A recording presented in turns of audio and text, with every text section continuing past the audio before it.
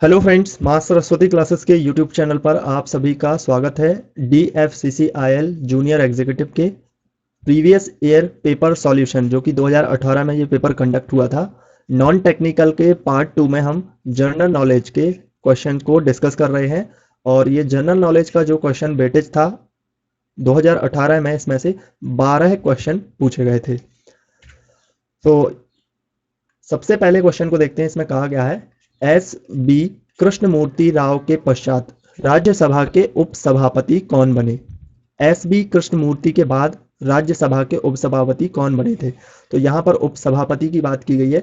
अगर हम राज्यसभा के उपसभापति की बात करें तो सबसे पहले जो उपसभापति बनाए गए थे वो S.B. कृष्णमूर्ति राव ही थे।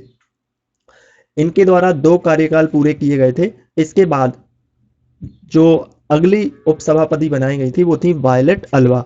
और एक फैक्ट यहाँ पर यह भी है कि वायलेट अल्वा जो है वो फर्स्ट वुमेन थी जो कि राज्यसभा की उपसभापति बनाई गई थी। तो यहाँ पर जो आंसर होगा वो बी ऑप्शन यानी कि सेकंड ऑप्शन इसके लिए। नेक्स्ट क्वेश्चन में कहा गया है, कोशिका में भोजन यानी कि ग्लूकोज ऑक्सीजन का उपयोग करके कार्बन डाइऑक्साइड और पानी में विखंडित होता है। ऑक्सीजन का उपयोग किए बिना भी भोजन विखंडित हो सकता है और इस प्रक्रिया को क्या कहा जाता है। जब कोशिका में जो ग्लूकोज है ऑक्सीजन का उपयोग करके कार्बन डाइऑक्साइड और पानी में जो विखंडित होता है उस प्रोसेस को वायवीय श्वसन कहते हैं। लेकिन जब कोशिका में जो भोजन है वो बिना ऑक्सीजन के कार्बन डाइऑक्साइड और पानी में विघटित हो जाता है तो उसको क्या कहा जाता है, अवायवीय श्वसन इसको कहा जाता है। तो यहाँ पर जो आंसर होगा वो सेकंड ऑप्शन इसके लिए करेक्ट आंसर हो जाए। भारत में निम्नलिखित में से किस राज्य की प्रति व्यक्ति आय न्यूनतम है। तो बिहार जो है 2011 जनगणना के अंतर्गत बिहार की प्रति व्यक्ति आय सबसे न्यूनतम रही है। नेक्स्ट क्वेश्चन है, दिल्ली सल्तनत पर शासन करने वाली एकमात्र महिला कौन थी। तो दिल्ली सल्तनत पर शासन करने वाली जो एकमात्र महिला थी वो थी रजिया सुल्तान। और ये किस गुलाम वंश से बिलोंग करती थी। गुलाम वंश के जो संस्थापक थे वो कुतुबुद्दीन ऐबक थे। तो ये भारत की पहली महिला शासक भी है जिनका नाम है रजिया सुल्तान। अगला क्वेश्चन है, खासी निम्नलिखित में से राज्यों में से किसकी आधिकारिक भाषा है। खासी अगर बात की जाए तो ये मेघालय की है। यहाँ पर आंसर होगा फोर्थ ऑप्शन। खासी, जयंतिया और इंग्लिश ये मेघालय की ऑफिशियल लैंग्वेज है। अगर यहाँ पर बात करें जो खासी जयंतिया जो है वो मेघालय की 2 पहाड़ियों के नाम है जो कि मध्य पूर्वी भाग में पाई जाती हैं। और गारो, खासी, जयंतिया ये 3 मेघालय की प्रमुख जनजातियां हैं। तो यहाँ पर पूछा गया है कि आधिकारिक भाषा कौन सी है। तो मेघालय की आधिकारिक भाषा में खासी भी मेघालय की आधिकारिक भाषा कही जाती है।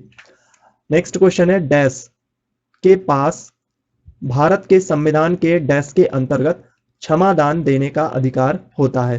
तो क्षमा दान देने का अधिकार जो है वो भारत के राष्ट्रपति के पास होता है। और ये जो है अनुच्छेद 72 के अंतर्गत राष्ट्रपति जी अनुच्छेद 72 के अंतर्गत किसी भी अपराध में दोषी ठहराए गए किसी भी अपराधी को उसके अपराध के लिए क्षमा कर सकते हैं या उसका प्रलंबन कर सकते हैं, परिहार कर सकते हैं या फिर उसकी सजा को कम भी किया जा सकता है। ये होता है राष्ट्रपति की द्वारा। और इसके लिए जो संविधान में अनुच्छेद है वो है आर्टिकल 72 यानी कि अनुच्छेद 72।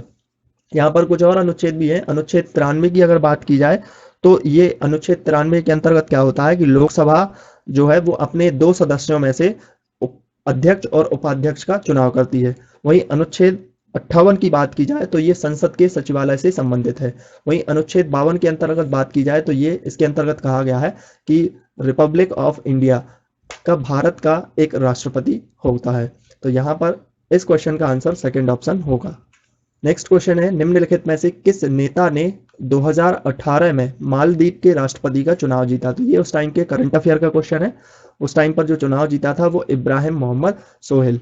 अगला क्वेश्चन देखते हैं। इसमें कहा गया है, धमनियां छोटी नलिकाओं में विभाजित होती हैं, ऊतकों तक पहुंचने पर वे आगे और भी पतली नलिकाओं में विभाजित हो जाती हैं, जिन्हें डैश कहा जाता है। तो जो धमनियां हैं वो छोटी छोटी नलिकाओं में कैसी होती हैं, विभक्त होती हैं। और ये ऊतकों तक यानी कि जो टिश्यूज होते हैं हमारे जो बॉडी के उस टिश्यूज तक पहुंचने के लिए ये छोटी छोटी पतली नलिकाओं में विभक्त हो जाती हैं, जिसके माध्यम से जो ब्लड है वो क्या कर पाता है, सर्कुलेट हो पाता है। तो इसमें इन्हें क्या कहते हैं, इन्हें केशिकाएं कहा जाता है। यहाँ पर आंसर होगा फोर्थ ऑप्शन, यहाँ पर इनको केशिकाएं कहा जाएगा। अगला क्वेश्चन है, एडवर्ड लुटियंस के साथ नई दिल्ली और शाहजहांबाद के वास्तुकार कौन थे? तो एडवर्ड लुटियंस के साथ हेटवर्ड वेकर, ये दो आर्किटेक्ट थे जिनके द्वारा नई दिल्ली और शाहजहांबाद का इनके द्वारा आर्किटेक्ट तैयार किया गया था। नेक्स्ट क्वेश्चन है, निम्नलिखित में से कौन सा नृत्य असम का मूल पारंपरिक भारतीय नृत्य प्रारूप है? असम की अगर बात की जाए तो सत्रिय नृत्य, ये असम का पारंपरिक नृत्य है। और इसके साथ साथ बिहू, जो कि बहुत ज़्यादा इंपॉर्टेंट है, बिहू भी एग्जाम में पूछा जाता है, ये भी असम से संबंधित है। यहाँ पर अगर सांग की बात की जाए तो ये किस राज्य से संबंधित है? ये है हरियाणा से संबंधित। सांग जो है हरियाणा से संबंधित है। धूमल की अगर बात की जाए तो ये राजस्थान से संबंधित है, राजस्थान। और राजस्थान का एक और इम्पॉर्टेंट जो लोक नृत्य है वो कालबेलिया है, कालबेलिया। ये दो बहुत ज़्यादा इंपॉर्टेंट है। इसके अलावा सत्रिया और बिहू तो असम से बिलोंग करते हैं, यानी कि असम के हैं। और सिरमौर नाटी की अगर बात की जाए तो ये हिमाचल प्रदेश, कहाँ से? हिमाचल प्रदेश, हिमाचल प्रदेश का लोक नृत्य है। अगला क्वेश्चन है, भारत के संविधान में निम्नलिखित अनुच्छेदों में कौन सा अनुच्छेद संविधान में संशोधन से संबंधित है? अगर हमें संविधान में कोई संशोधन करना है तो उसके लिए भी अनुच्छेद जो है वो है आर्टिकल 368, यानी कि अनुच्छेद 368। अनुच्छेद 368 के अंतर्गत संसद को संविधान के किसी भी भाग में संशोधन करने का अधिकार प्राप्त है। तो यहाँ पर आंसर होगा ए ऑप्शन। इसके अलावा यहाँ पर आर्टिकल 323 है जो कि संघ लोक सेवा आयोग से संबंधित है, यानी यूपीएससी से संबंधित है। यहाँ पर एक और आर्टिकल है जो कि 265 यानी कि 265 है। तो इसमें क्या है कि कोई भी कर से संबंधित है ये, कि जो कर लिया जाता है वो विधि के अनुरूप होना चाहिए। अगर हमारे संविधान में या विधि में इस तरीके की चीज़ें नहीं है तो उसके लिए कर को अध्यारोपित नहीं किया जा सकता। इसके अलावा यहाँ पर नेक्स्ट क्वेश्चन को देखते हैं। तो अगले क्वेश्चन में है 1757 में रॉबर्ट क्लाइव और सिराजुद्दौला के बीच लड़ाई लड़ी गई, और इस लड़ाई का क्या नाम था? यानी कि 1757 में जो लड़ाई लड़ी गई वो प्लासी की लड़ाई थी, जो कि रॉबर्ट क्लाइव और सिराजुद्दौला के बीच लड़ी गई थी। तो यहाँ पर आंसर होगा फोर्थ ऑप्शन। यहाँ पर बक्सर की लड़ाई की अगर बात की जाए तो ये बक्सर की जो लड़ाई है वो 1763 में आरंभ हुई थी, लेकिन इसको वास्तविक तौर पे माना जाता है कि ये 22 अक्टूबर 1764 को लड़ी गई थी।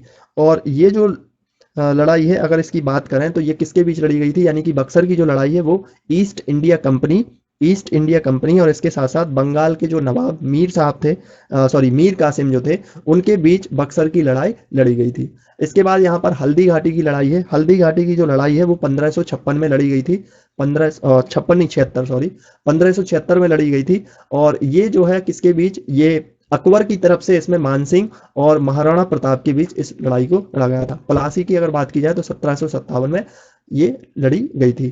तो यहाँ पर ये जनरल नॉलेज के क्वेश्चन थे जो कि हमने यहाँ पर कवर किए। आगे नेक्स्ट टॉपिक को हम कवर करेंगे। तो अगर आप चैनल पर नए हैं सब्सक्राइब कीजिएगा, नोटिफिकेशन बेल आइकन को भी प्रेस कीजिएगा, वीडियो को लाइक करना, शेयर भी जरूर करना अपने दोस्तों के साथ। So thank you for watching.